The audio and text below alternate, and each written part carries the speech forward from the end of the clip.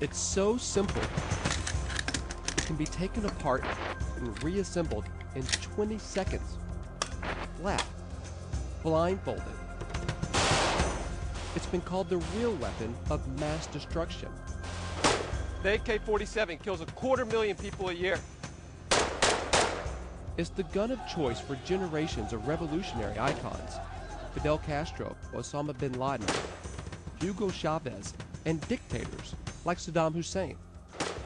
It's the symbol of resistance the world over. Larry Kahaner has written a new book on the AK-47.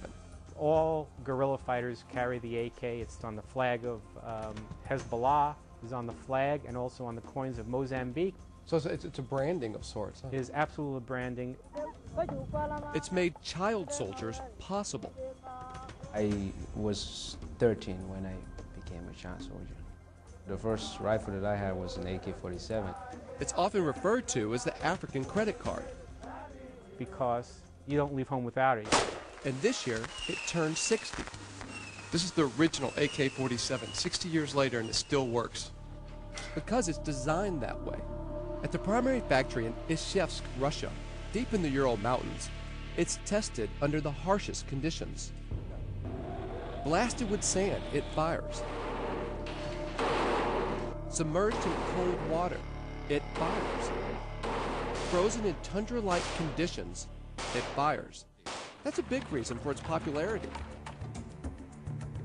Fighters can hide it in a sandbank or pull it from a swamp, and it just keeps on firing. Because it's so indestructible, no one really knows how many AKs exist in the world today.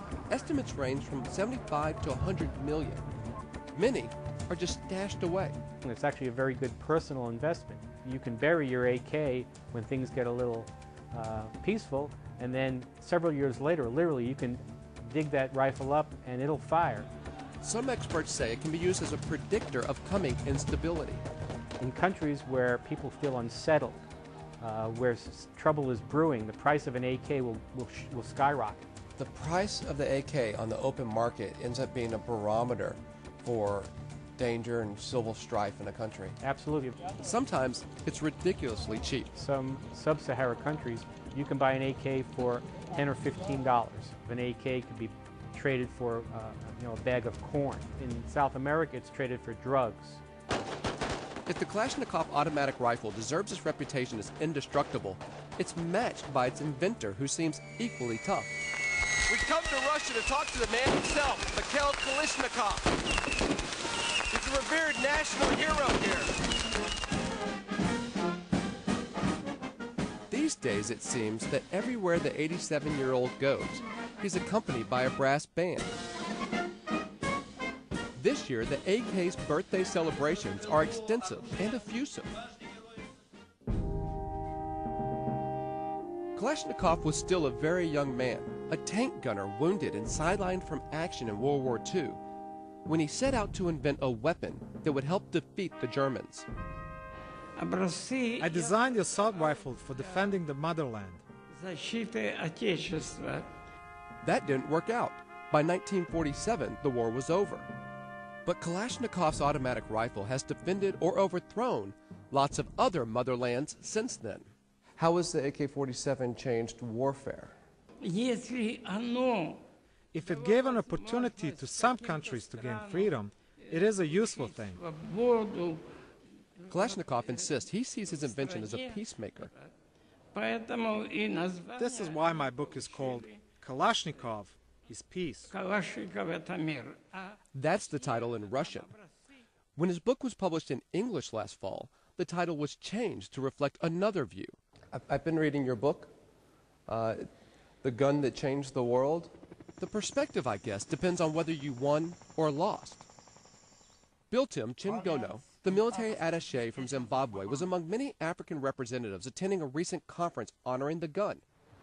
He was on the winning side. Nothing brought independence, nothing brought democracy, nothing brought peace. And we went on to take the armed struggle, to embark on the armed struggle using the AK, and eventually, because of that, peace was brought to Zimbabwe. Kalashnikov says the way his weapon is used and the causes it's used for are a matter of politics.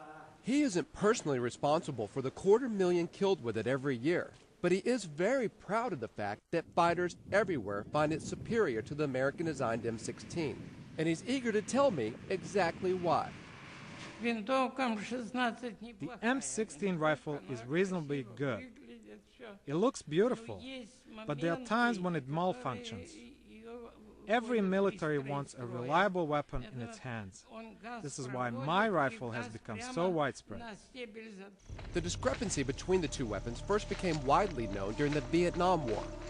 M16s jammed and clogged in the damp and dirty jungle. American soldiers sometimes lifted AKs from dead Vietnamese.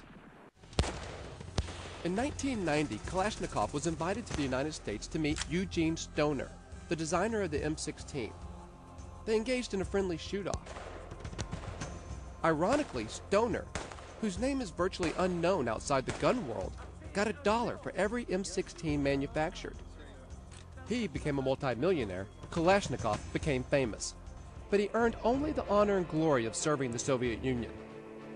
He relishes that honor and glory. He brags that victorious Mozambican soldiers returning from battle named their children after him. They call their children Kalash. This name sounds like a first name there. Is it bad for a designer when his rifle gets a human life? Sometimes a perceived superiority of the AK can be a bit embarrassing for the United States. The Iraqi army had traditionally used AKs, felt comfortable with them. So during the current conflict, when the U.S. started supplying new weapons, the Iraqis insisted on more AKs. So the U.S. Department of Defense had to go out. In fact, they bought them from Jordan, and they were in turn made in Germany. American soldiers are issued the updated version of the M16, called the M4. But many of them like having an AK-47 as well. The Russian company that makes and sells the AK put out this video of American soldiers declaring their enthusiasm for the weapon. We tank soldiers really appreciate the Kalashnikov. Of course, this isn't the first time the United States has given Kalashnikov's gun to a foreign force. Back in the 80s, when the American government was secretly arming the Afghan and Arab fighters who were struggling to push the Soviet army out of Afghanistan, it provided AKs. Apparently, agents believed it would be difficult to prove that the CIA was behind it if they bought Kalashnikovs instead of M16s.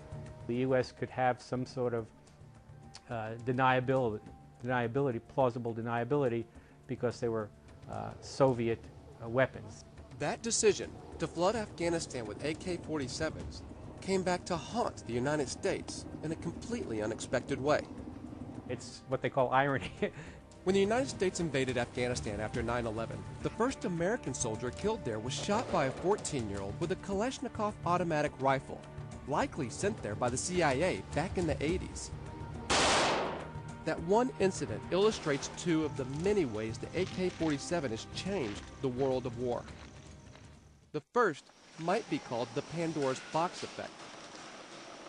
When the Soviet Union was still an empire, it granted production licenses to many of its Eastern European allies.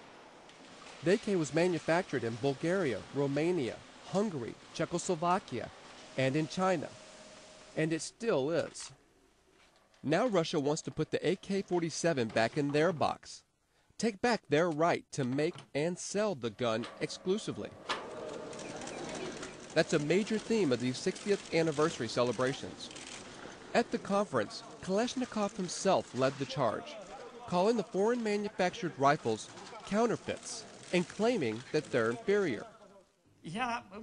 At exhibitions, I often see my guns, pick them up and, oh God, the seals are not ours, but Chinese, Bulgarian, Hungarian.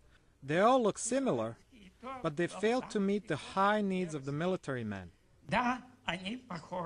The government-run company that controls the production has sponsored a video in which a reporter goes to gun shows around the world.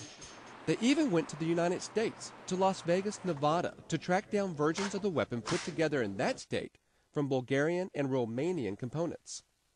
When the United States decided to arm the Mujahideen in Afghanistan in the 80s, it didn't buy the guns from the Soviet Union. And it definitely didn't ship guns that said made in Las Vegas. Most of them came from China. China is the largest maker of AK in the world. In fact, when you talk about the CIA buying AKs and giving them to Mujahideen, they were sold by the ton. Today, the Russians wish the Chinese didn't turn out AKs by the ton.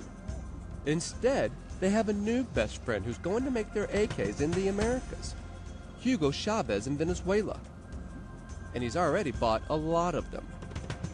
When Hugo Chavez announced in 2006 he was going to buy about 100,000 AKs from Soviet stockpiles, at first the State Department didn't really have a reaction because they didn't quite get it. There are not 100,000 people in the Venezuelan army. Now, some experts worry that he might spread them around South America.